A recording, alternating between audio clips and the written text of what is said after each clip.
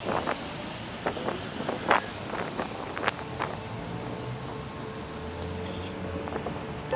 morning, guys. Just practicing a little self-isolation in a very secluded area that's normally just overrun with people.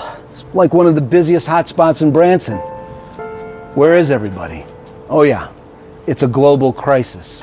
You know, it seems like just yesterday I was in the studio and we were talking about the rumors that the media were putting out there about what was going on in China with the coronavirus, and now here we are, and it has completely consumed us.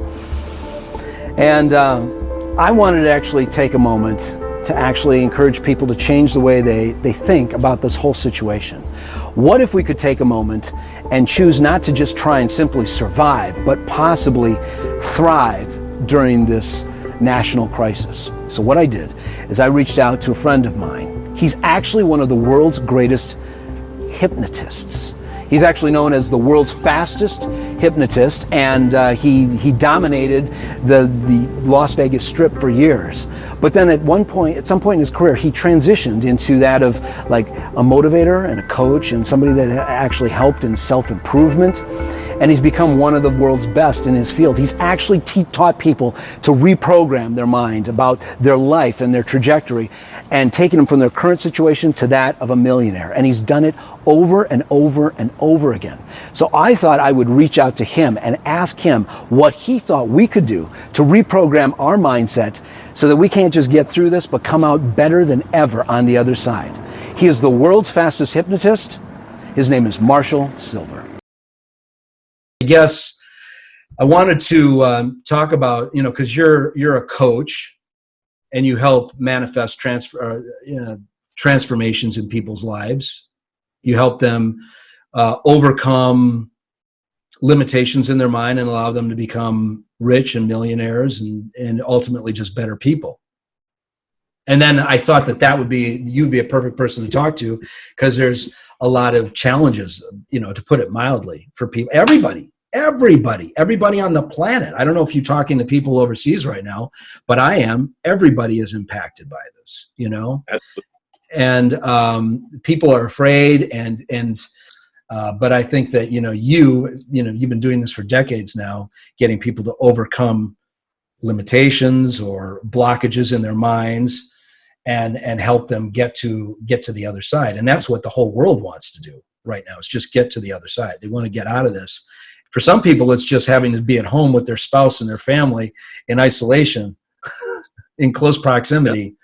When is this going to end? I mean, that's just one thing. But I mean, we've also got elderly parents. We definitely don't want them to leave the house, because they could be the first ones hit by this. The first thing that everybody wants to do is keep things in perspective. We're not going to be zombies. Right. Millions of people aren't going to die. It's not going to be as bad, in my humble opinion, as last year's flu season. So that's the first thing. Keep things in perspective. To do that, though, you got to stop getting in your head and get out in your life. Take a look at the evidence. You said some people are going stir crazy. My family and I here at the beach house, we have been quarantined since the 13th. And, my kids are getting a little bit restless, and certainly I would love to go back and play some racquetball. Mm-hmm. And my wife and I use semantics very carefully, though. And rather than saying stuck at home, we repeatedly say we are safe at home. Now, whether we all need to stay in or not, I don't know. Fact of the matter is, it's what our government has asked us to do for the moment. And I'd like to give, people that are working really hard day and night the benefit of the doubt until it's proven otherwise. My family is all healthy, and we've got plenty of food stocked up. And, we're fortunate in that sense that we always have prep rations for 6 months. We also have regular food for a couple of weeks. And what we're doing now is in downtime, you want to plan for uptime.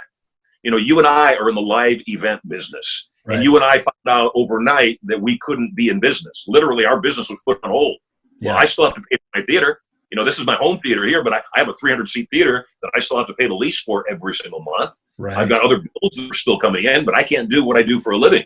So in downtime, what you want to do is take a look at it and say, okay, how can I be sure this never happens to me again? I want to give viewers watching this a 4-step process to help you be sane right now. I call it my 4 steps to total enlightenment. 4 steps to total enlightenment. Step 1 is to forgive and choose to remember no more, especially yourself. There are some people that are beating themselves up saying, I didn't plan ahead. I should have seen this coming. Nobody could have seen this coming. So forgive and choose to remember no more. It's not that we forget. We just choose to stop giving our way. Step 2, surrender and find your life perfect, because finding your life less than perfect is a waste of time. Living in the past is depression. Living in a potential future is anxiety. You don't know what's going to happen. It could be way better than you think it's going to be. Way better. Once you have surrendered and lived in the present moment, living in Satori, step 3 is where enlightenment really occurs. Forgive, choose to remember no more. Secondly, surrender, find your life perfect. Thirdly, utilize versus tolerate the circumstances of your life. What do I mean by that? Whatever comes up, the first thing you've got to say is, what wasn't what I was expecting? What's really good about this?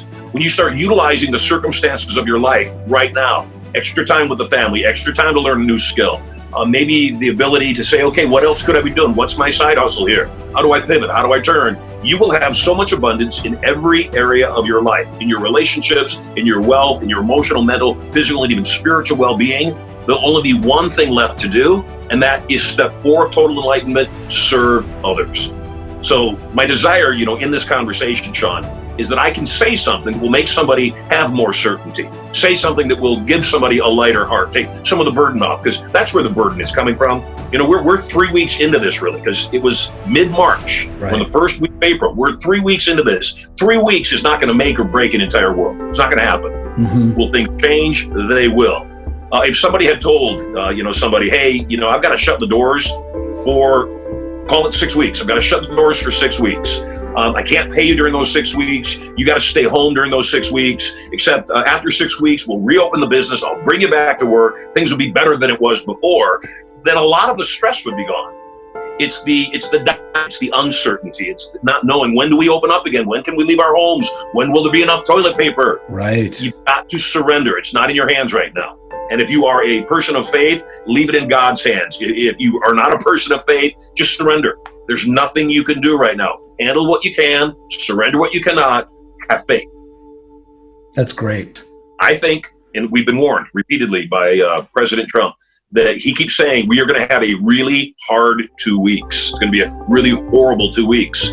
Couple things. And then he said something about look into the darkness. It was completely out of context, except he doesn't say anything that's out of context. He has a reason for saying everything.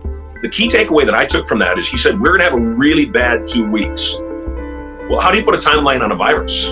How do you put a time? It's going to be 2 weeks.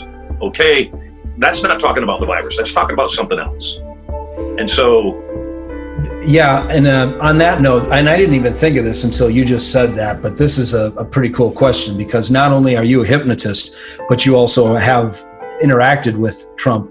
And I heard when he was running for election that they said he was a master of hypnosis and a master of I don't know if they said mind control, but they said semantics. It's all in the words that he chooses and the labels that he gives to people. And then it has a tendency to just stick, and now Marco Rubio is little Marco, and Ted Cruz is crying Ted, and Pocahontas, she just couldn't escape that once he had done that. And I mean, just what are your thoughts about that? I mean, I don't know. Again, the media can beat him up all they like to. Mm-hmm. You don't become a billionaire. You don't maintain being a billionaire if you're a bumbling idiot. Doesn't happen. Right. You don't become president for no money whatsoever, just for ego.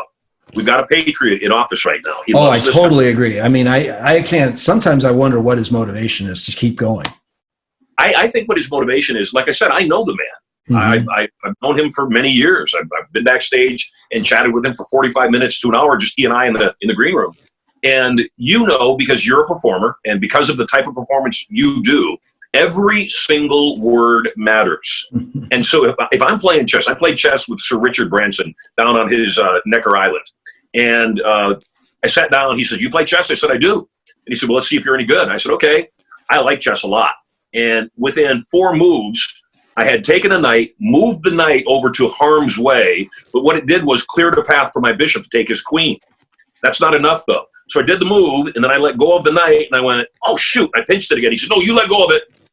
And he looked down. He said, you just made a mistake, didn't you? And I went, And he takes my knight. Now I'm looking at the board. I realize you're going to take Sir Richard Branson's queen in 5 moves. That might not have been a smart thing to do. You're on his island. If you don't take it and he sees it, he's going to think you're an idiot, so take his queen. I took his queen. He said the knight move wasn't a mistake, was it? I said, no, it was not. It's chess. And he conceded. He left. And I just thought about how weird it was that a multi-billionaire would concede after losing his queen. Because you and I both know, anybody that's an entrepreneur knows, there's going to be bumps in the road. And what you've got to do, once again, you've got to retool. You got to figure out, okay, what can I do differently? How can I set things up? How can I make this good? Oh, that's great. Okay, but I mean, getting back to the whole Trump thing, do you believe that he understands hypnosis, or I mean, it's semantics, or what are the tools he's employing here when he communicates? He used language patterns to cause people to get to a certain place. He calls her Pocahontas because for years and years and years she's claimed that she was American Indian. Come to find out, she's not American Indian. But nobody challenged that. One of the other things, though, that Trump is really good at, and this is a good lesson for everybody, is that Trump can have a difference with somebody, like the leader of North Korea, and just pummel him, and then all of a sudden get agreement with the person, and he turns on a dime. He immediately becomes friends again. He doesn't hold on to stuff. He forgives. He moves on. He's quick to compliment people that are doing good works. He's quick to also put people in their place when they're not. That sounds like an entrepreneur to me. That sounds like a business person. That's a person who is not a politician, doesn't need anybody to like him. His self-esteem is already high enough. He doesn't need anybody else's approval. He just knows he's got an ego to get a job done. And right now, the job to get done is, once again, he promised to drain the swamp. He promised to bring back our economy, which he did. And I think that we're about to see some pretty amazing things going on. I do believe him at his word that we're going to have a hard 2 weeks for a different reason than most people think it is. Yet on the other side of that, we're going to have a really glorious Phoenix moment. Yeah, well, I'm looking forward to that as well. That Marshall Sylver is a fascinating guy. And friends, if you've enjoyed this, please give us a thumbs up down below. Be sure to subscribe and hit the bell for notifications, because we are coming up with a new segment every week, and we'd love to have you part of our group. And if you have any thoughts about the coronavirus or Donald Trump using hypnosis or whatever, let us know in the comments below. But until then, we'll see you next time.